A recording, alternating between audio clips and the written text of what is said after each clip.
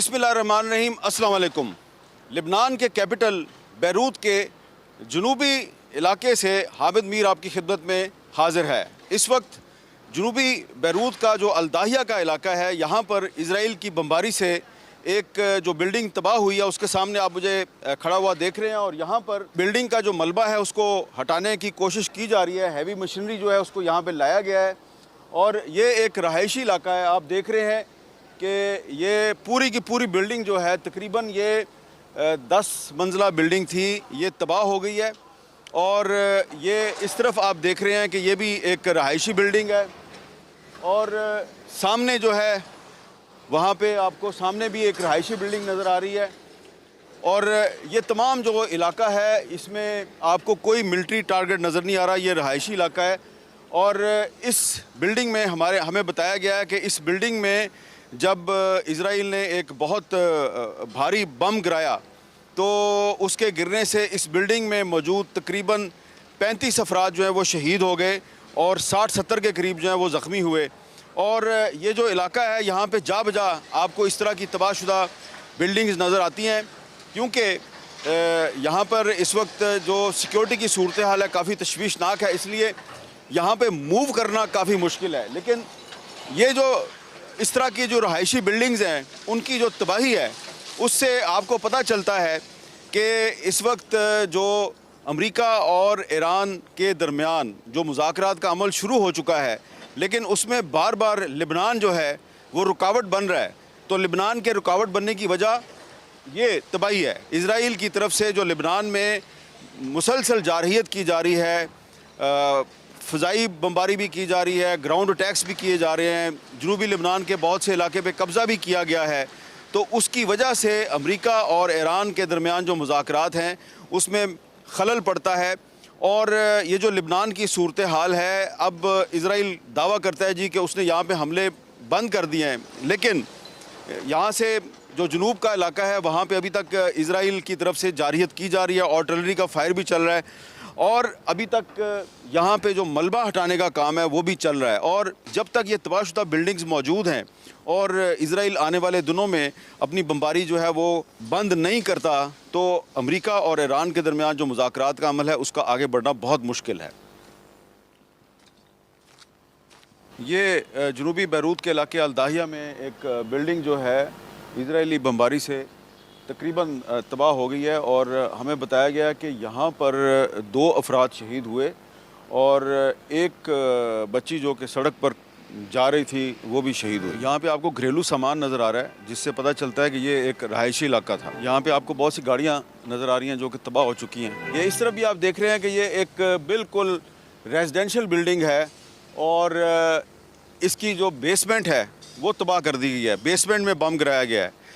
ये एक और बिल्डिंग है, ये बिल्डिंग देखिए ये भी मुकम्मल तौर पे तबाह हो चुकी है और इस बिल्डिंग का बेसमेंट आपको नज़र आ रहा है। हमें बताया गया कि ये पूरी की पूरी जो बिल्डिंग है 8-9 मंजिला बिल्डिंग थी, ये मुकम्मल तौर पे तबाह हो गई है और बिल्डिंग का जो मलबा है वो इसको यहाँ से हटा दिया गया है। इसमें से बहुत सी जो डेड बॉडीज़ हैं वो भी निकाली जा चुकी हैं और इसके साथ जो बिल्डिंग थी वो भी तबाह हो गई है। और इस तरफ भी हमें एक तबाहशुदा बिल्डिंग जो है इस बिल्डिंग के पीछे उस तरफ नज़र आ रही है, वो भी तबाह हो चुकी है। ये आप देख रहे हैं कि एक मार्केट पर हमला किया है इजराइल ने और यहाँ पे और भी आपको दुकानें नज़र आ रही हैं। ये ऊपर भी हमला किया है और नीचे भी, और यहाँ पे मार्केट थी, ये इसका नाम है मैरी फ्रांस और ये शायद परफ्यूम्स की दुकान थी और परफ्यूम्स की दुकान जो है उसको टारगेट किया गया है। अब इस दुकान में से मलबा निकाला जा रहा है, लेकिन आप देख सकते हैं कि इजराइल की तरफ से जो सिर्फ रहायशी इलाकों पर हमले नहीं किए जाते बल्कि जो तजारती मराकज़ हैं उनको भी अटैक किया जाता है। अस्सलाम वालेकुम। What is your name? My name is Hassan Naim. Okay, Hassan Naim, please tell us why Israel attacked this market. Israel bombed it with no reason. There is no militia inside this or any building inside Dahi Janubi of Beirut. So that's why. Okay. So how many people have been killed in the last few weeks by the Israeli bombing? More than 10,000. maybe. More than 10,000. Yes, more than 10,000. So the people are still living here, and the market is still operational. So how many people have left this area? All the people left this area. Nobody stayed in the war. But right now, like you see, everybody has come back to its original life. Okay. So tell us, do you hope that there will be peace in Lebanon because talks are going on between Iran and United States? I hope there will be peace in Lebanon, but not with Israel. With everybody, but except Israel. Because she killed a lot of our people. And what do you think about the peace talks between Lebanon and Israel in Washington? It doesn't make any sense. Okay. It doesn't make any sense. And what do you think about the role of Pakistan for making peace between Iran and United States? The role of Pakistan is very quite amazing. She's doing a lot of stuff to make us feel, to make us have a very peaceful life. Thank you. Thank you. تفضل اقعد قعدوا بيها. This is a market. Why Israel bombed this market? What Israel is doing here? اسرائيل لانه عم تهاجم الاسواق لانه ما قدرت للمقاومه. Israel मज़ाहिमत को शिकस्त देने में नाकाम रहा है, इसलिए अब वो सिविल आबादी और तिजारती मराकज़ को निशाना बनाता है. हमें हुसैन, सैयद और मज़ाहिमत से गहरा लगाव है. हम इसराइल को शिकस्त देंगे. इसराइल और ट्रंप हमें शिकस्त नहीं दे सकते. इसराइल लेबनान से नहीं निकलना चाहता, लेकिन इसराइल को हर सूरत लेबनान छोड़ना पड़ेगा. ये लेबनान है और लेबनानियों का मुल्क है. इसराइली फोर्सेस को यहाँ रहने का कोई जवाज़ नहीं है. عنا اولادنا كلنا في جنوب لبنان. देख रहे हैं कि जो जनूबी बैरूत का इलाका है, यहाँ पे सैयद हसन नसरुल्लाह की तस्वीर आपको नज़र आ रही हैं, और इसके अलावा जो उनके रहनुमा हैं नईम कासिम, उनकी भी तस्वीर हैं, और साथ ही साथ जो है आशूरा उसकी तैयारी भी यहाँ पे चल रही है. जो शोहदा हैं उनकी भी तस्वीर लगाई गई हैं, और यहाँ पे ये जो है नईम कासिम साहब की तस्वीर के साथ आयतुल्लाह अली खामनई साहब हैं और हसन नसरुल्लाह साहब हैं, उनकी भी तस्वीर आपको नज़र आ रही हैं. इस तरफ आपको एक मोहम्मद अब्दुल नासिर हाशिम जो है उसकी तस्वीर नज़र आ रही है. तो यहाँ पे जो है साफ नज़र आ रहा है कि आशूरा की तैयारी की जा रही है, और यहाँ से जो जुलूस गुजरेंगे तो ये उनको पानी पिलाने का स्टॉल नज़र आ रहा है और उसकी तैयारी की जा रही है. और वो आपको काला झंडा नज़र आ रहा है, उस पर या हुसैन लिखा हुआ है. तो ऐसा लगता है कि यहाँ पर आशूरा की भरपूर तैयारियाँ की जा रही हैं. Now we will talk to doctor Muafiq Ali Afi. He is a very famous intellectual and author of Lebanon. Some of his books are in front of me. He writes in Arabic and English, and he's very famous in academic and diplomatic circles. So thank you very much for giving us time. Dr. Muafiq Ali Afi, I would like to ask you a very simple question. What is your opinion about the recent talks held in Switzerland between Iran and United States? And after the talks, they issued a joint statement, and Lebanon was mentioned in that. Do you see any hope for Lebanon in this diplomatic effort? Frankly, I can see that Lebanon has to decide whether we like it or not.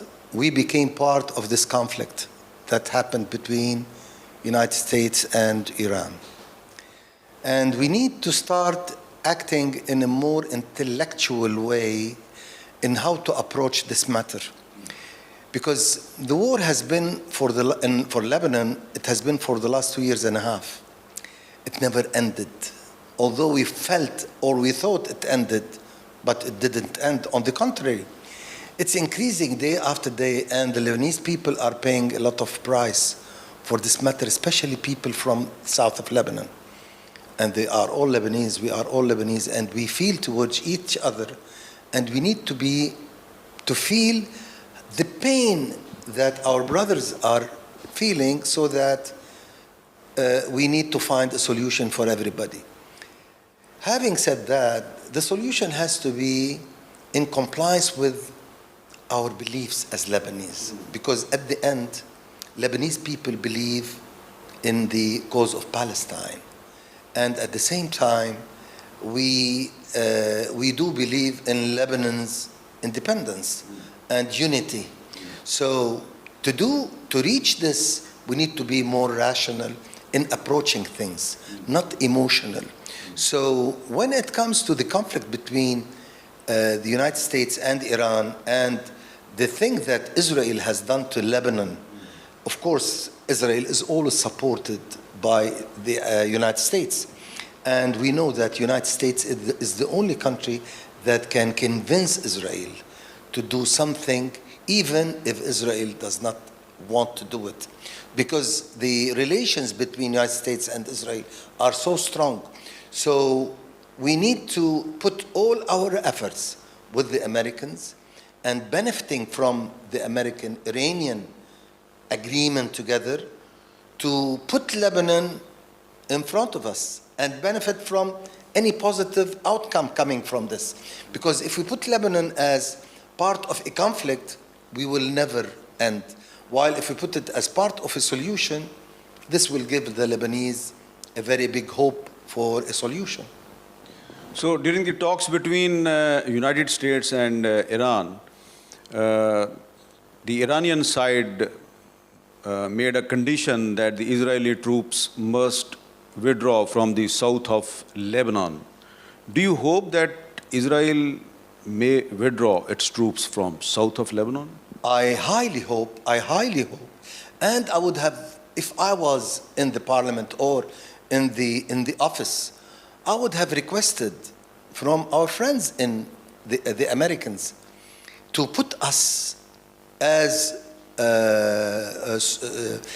same as Qatar and Pakistan as observers in these talks, because Lebanon is suffering from what's happening. So if we become part of, as an observer in these talks, definitely the benefit for Lebanon would be much better than being only watching what's happening outside and letting others decide what will happen to Lebanon.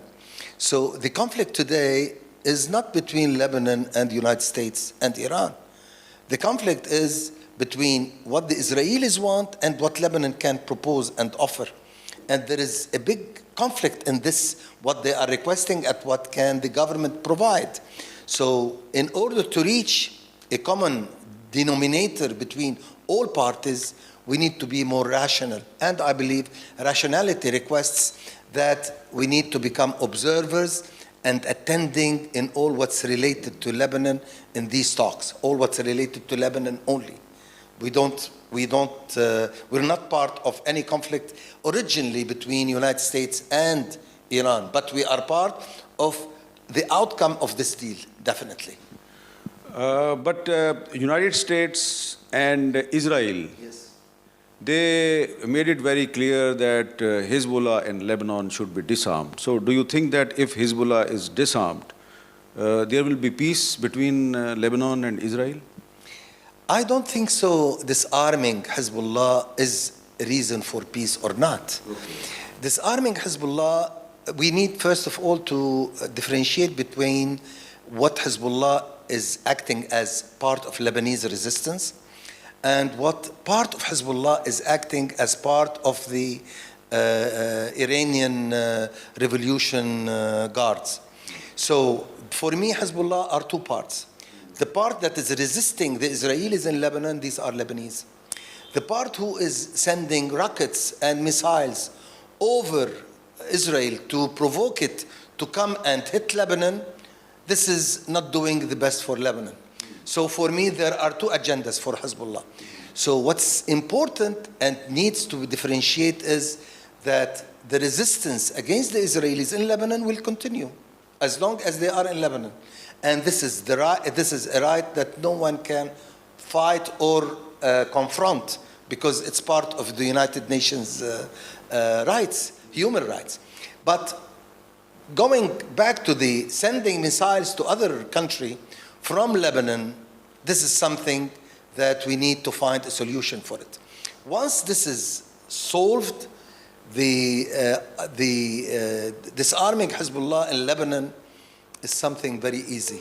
Becomes very easy. It's not easy. Becomes very easy because it will be resisting the Israelis in Lebanon or not. While after they leave Lebanon, we can go back to the peace treaty that was signed in 1949, and the Israelis in their territories will be protected as they were most of the times, and we will be protected. There are some people in Lebanon, when we ask them that why you people are not supporting the disarmament of the Hezbollah, they say that the Lebanese army is very weak and Israel is attacking Lebanon again and again. Israel occupied South Lebanon for 18 years, then attacked Lebanon again and again. Only Hezbollah is in a position to push Israel back, and Lebanese army cannot protect our borders. So that's why they don't support the disarmament of the Hezbollah. So can you say something about this logic? Of course. Disarming, as I said, for me, Hezbollah are two parts. Resistance in Lebanon against the Israelis and attacking the Israelis outside Lebanon. Resistance in Lebanon is very normal to me. Okay. So, and it's not only Hezbollah, because the resistance did not start with Hezbollah. Yeah. The resistance started with communists, Syrian socialists, Lebanese resistance people who were not part of Hezbollah. And the resistance started here in Beirut by someone called Khalid Alwan. He's from Beirut. So it was not only Hezbollah who was resisting the Israelis when they were in Lebanon. Once someone occupies your land, you need to resist. This is normal, this is natural. So today, I don't believe that only Hezbollah is resisting inside Lebanon. There are other groups of people, of Lebanese, who are resisting because they are hitting their homes, their lands, their corpse, everything. So this is normal. So as long as the Israelis are inside Lebanon now, so the resistance will continue. What is needed to be defined clearly is to differentiate between the Lebanese agenda in resisting the Israelis and the foreign agenda in provoking the Israelis on Lebanon. So this is the issue. So what I understand that you are saying that resistance from Hezbollah is not a problem, but sending rockets and missiles from Hezbollah inside Israel is the problem. For me, I consider this is provoking and giving our enemy, the Lebanese enemy, because today Israel is still an enemy for Lebanon, is giving them a card against the Lebanese, so they are coming in, they are hitting here and there. So we need to disarm our enemy from this card. Okay. Because if we look at the media outside Lebanon, after the 2nd of March, they said, oh, Hezbollah sent rockets, so it has given the right to the Israelis to do what they want. The Israelis were doing this for the last 18 months, for the last 16 months, and no one was mentioning anything. They were hitting in Lebanon, they had their points in Lebanon, and frankly, the Lebanese resistance didn't do anything during that period. So when they came in, of course, they need to resist. But is this resistance enough? Frankly, till today, it's not enough.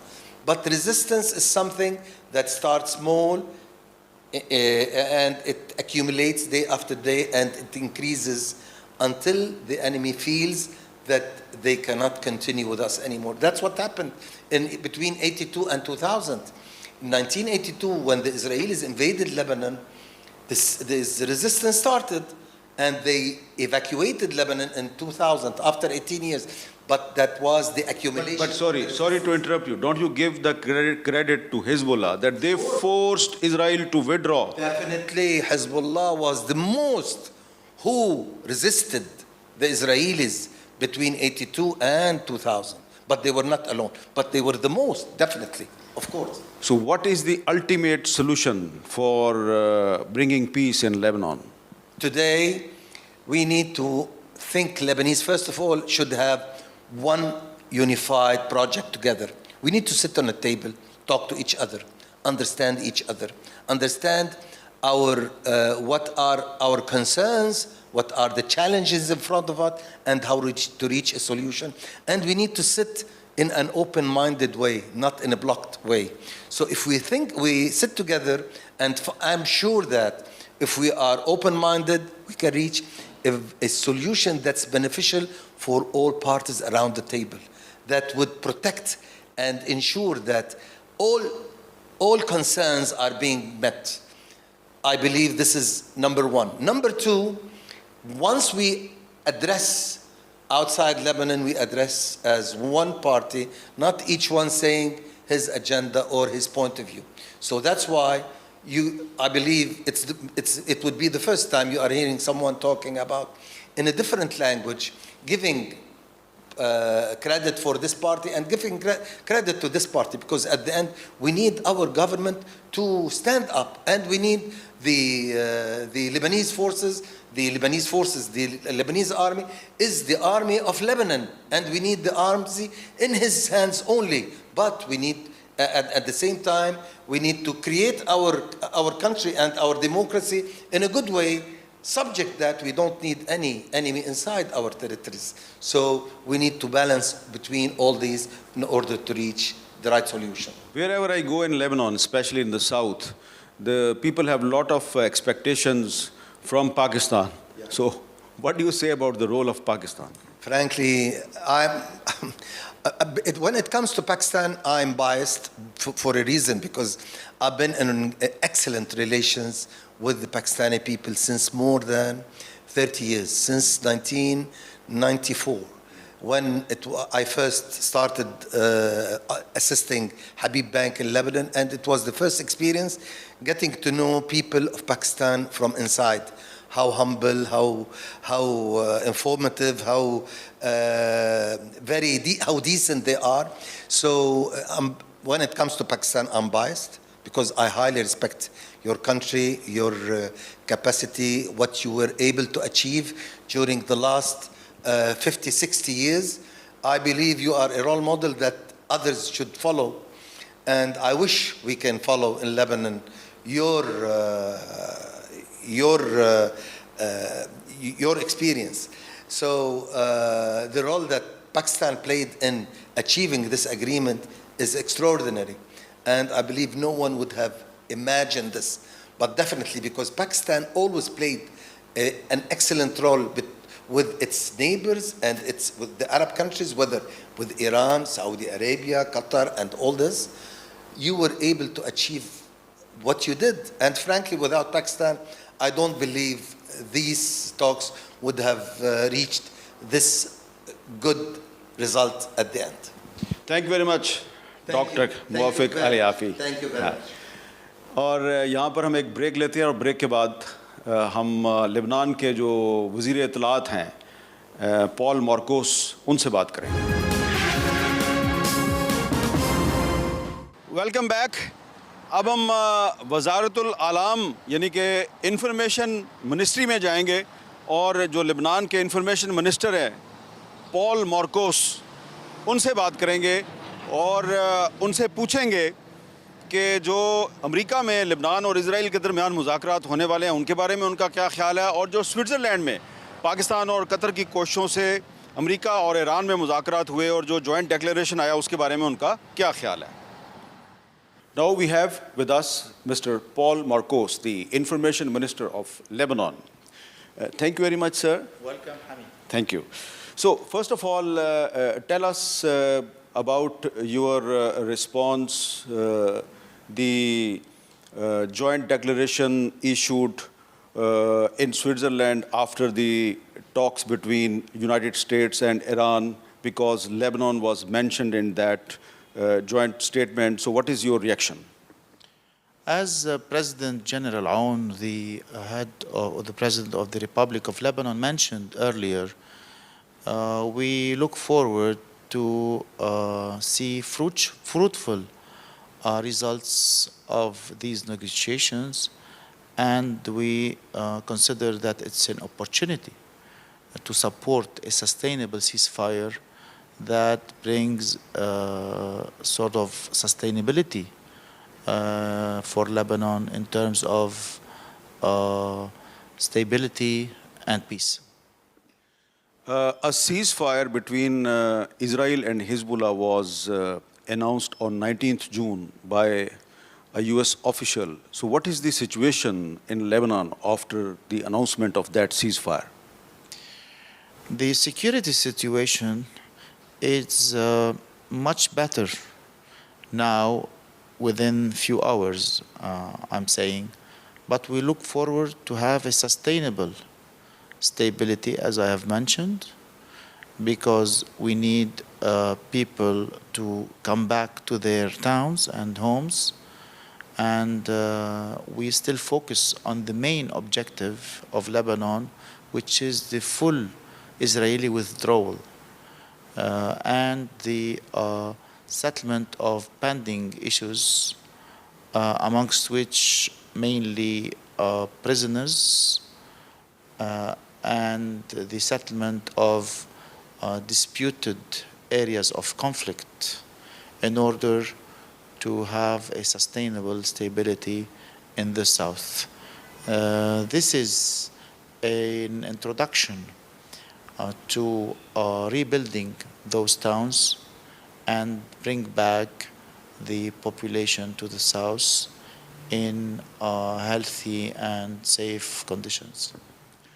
Mr. Minister, what do you expect from the direct talks between Israel and Lebanon starting from 23rd of June in United States?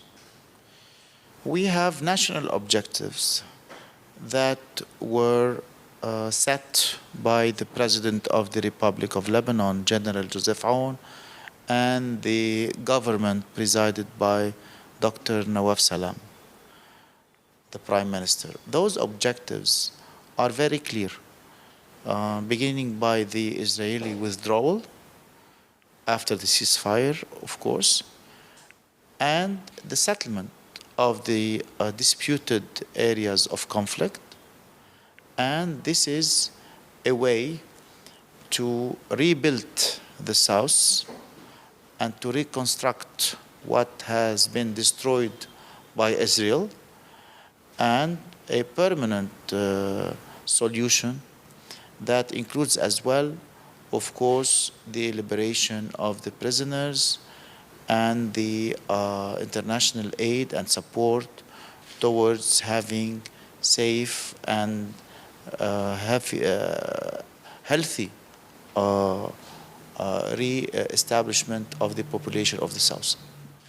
Excellency, how many prisoners are in the custody of Israel?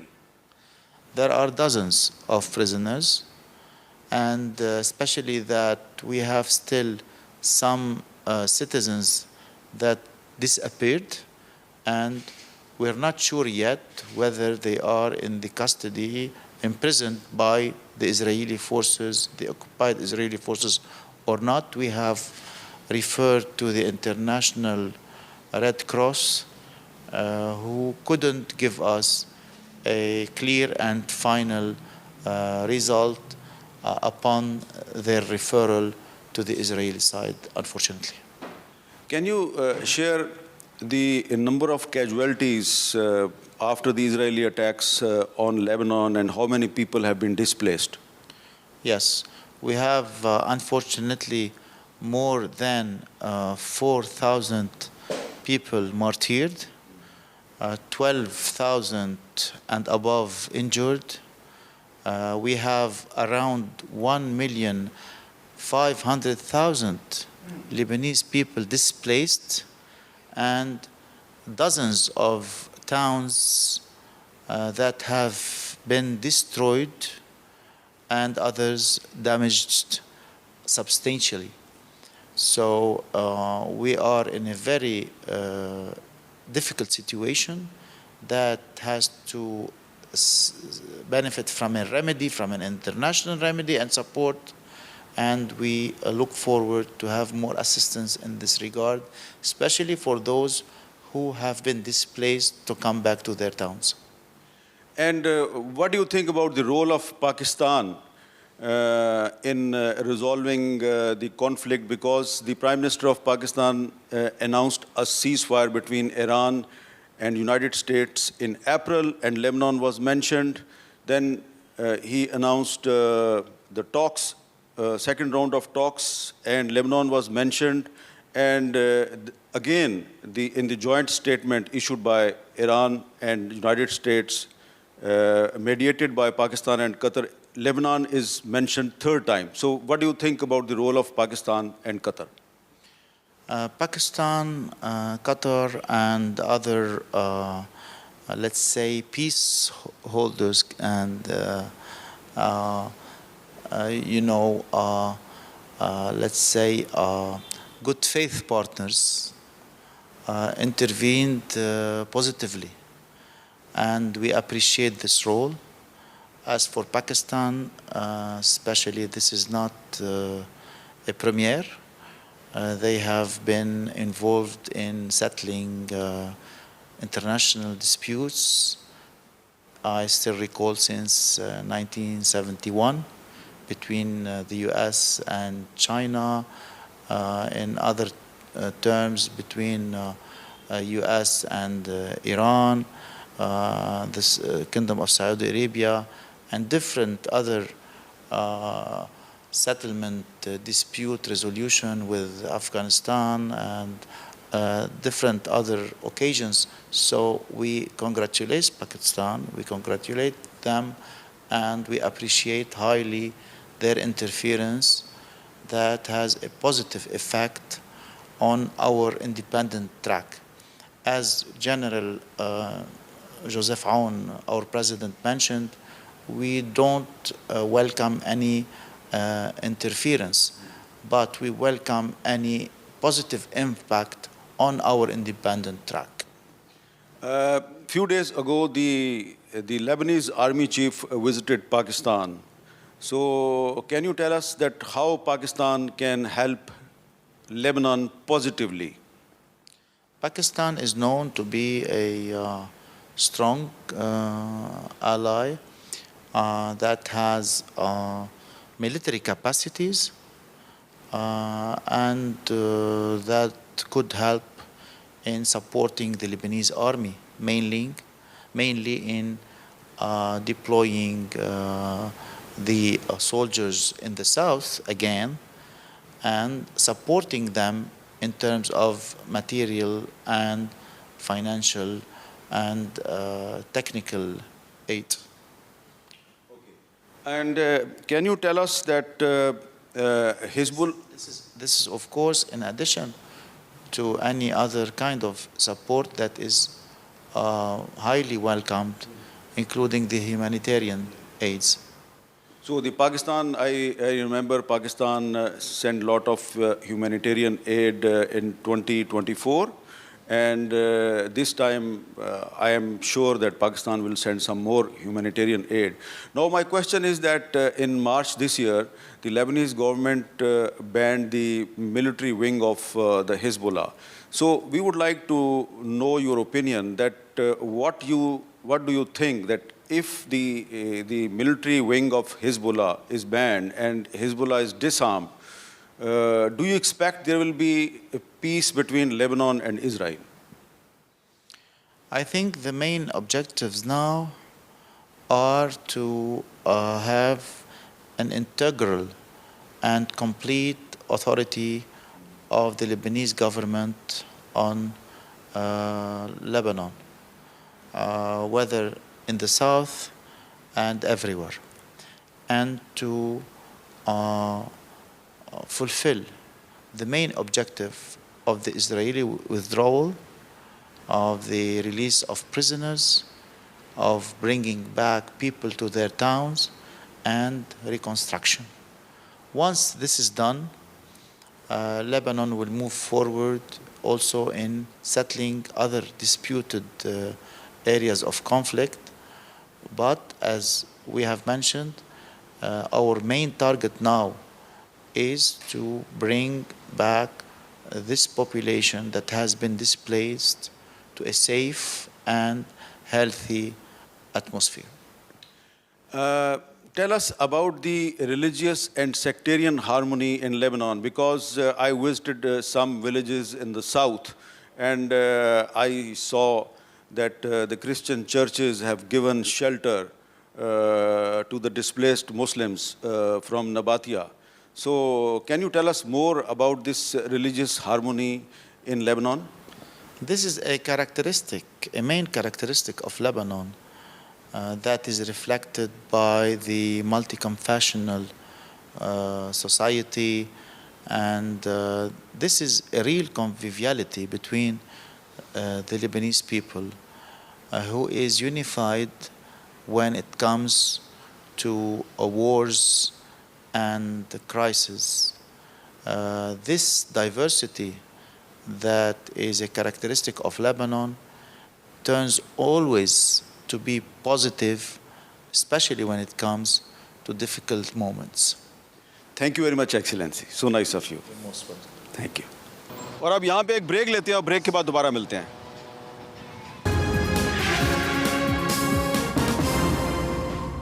Welcome back.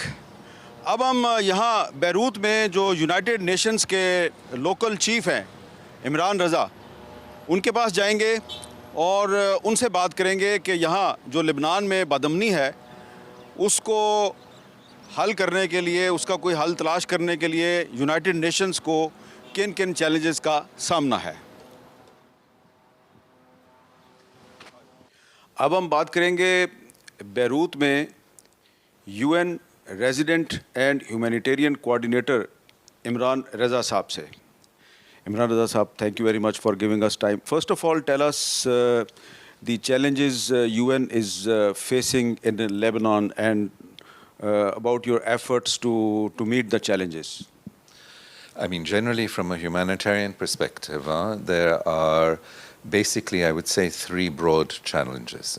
The first one is basically to try to have a respect for international humanitarian law. I mean, what we have seen, both in 2024 and in this recent exchange of hostilities, this recent crisis that's been going on, are great violations.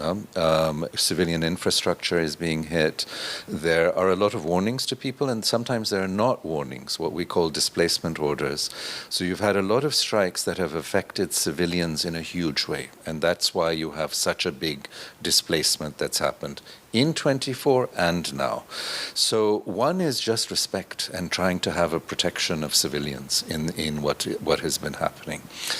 A second aspect of it is some people are in areas that are very difficult to reach, where there are very active hostilities happening and where you have Israeli military presence as well. So we're trying to get to areas behind that where people are still remaining. There used to be this area south of the Litani, used to have about 850,000 people there. At the moment, at most, there are probably about 150,000. Of those, about 30,000 are behind this Israeli self-declared military line, this zone. So we try to move there. So it's access, trying to get access to that. That has been quite difficult, but we're managing. We're getting there. And then the other, I mean, in order to do any of this, in order to assist any people, and in order to also help the government, because the government is in quite a good leadership coordinating role in terms of the response, you need resources. And the resources that we're getting right now are far, far less than what we received in 2024. Generally, I mean, the multitude of crises you have in other places around the world, and the complications of this region. We used to, in 2024, we had an air bridge, for example, with Dubai, with Qatar, with many of the Gulf states. The Saudis were sending. Now it's not the same. It's not this, given what the impact of this whole crisis. So the Israeli Prime Minister Netanyahu made it very clear that he is not ready to withdraw his forces from the southern Lebanon. So it is the clear violation of the international law. So what the UN can do in this very difficult and complicated situation? I mean, as you know, there are a whole set of discussions happening. There's what's happening, of course, that was centered very much in terms of what was happening in Islamabad. There are other discussions that are happening in Washington. We are not directly involved in this, the UN, in this, and what I'm concerned with right now is, of course, the humanitarian impact and what's happening. What has happened over this whole period, and I think you have been seeing it because I know that you've been interviewing a lot of people that have been affected by this, is the confusion, the uncertainty, people not knowing what does a ceasefire mean. We have had ceasefires declared a number of times. People have moved. Just last week, on Wednesday and Thursday, you had thousands of people that started moving back from their shelters. I was at a shelter last Friday in Saida, and on Friday, the people that had left on Wednesday and Thursday were coming back. They were returning. Because of the Israeli bombing? Because of the strikes that were happening, because of and they had gone because they thought ceasefire, they keep hearing about it. So this is one of the really, I think, the most frustrating aspects of all of this. I mean, you talk to people that have been displaced, and now you have almost 1 million people that have been displaced from this conflict. The Lebanese information minister said 1.5 million. That have been affected. I think that means host communities, people that have received people, displaced people, areas that have been very impacted, people that are still remaining behind, that haven't left but are still very, very affected, like the ones that I was talking about in hard-to-reach areas. So yes, I mean, the amount of people is much, much larger, but the actual displacement figures are somewhere around 1 million. No? So can you tell us about the UN shelters which are established to help the displaced people? They are the government shelters. These have been provided by the government. And I'm glad you're asking about it because the impact is huge, right? So they're mainly public schools. Which means that children who are supposed to be going to those public schools can't access them. They can't go. They're being used as shelters. So it has a huge impact on many children that are not displaced, that would be going to these schools. So this is something that we've been discussing a great deal with the government about how we can manage to find some sort of temporary arrangements for those people that are displaced, at the same time moving them out of the schools so that the classrooms can go back for learning for the children by the time of the next school year. It is, I mean, one hopes. I said, there were 3 big priorities for us.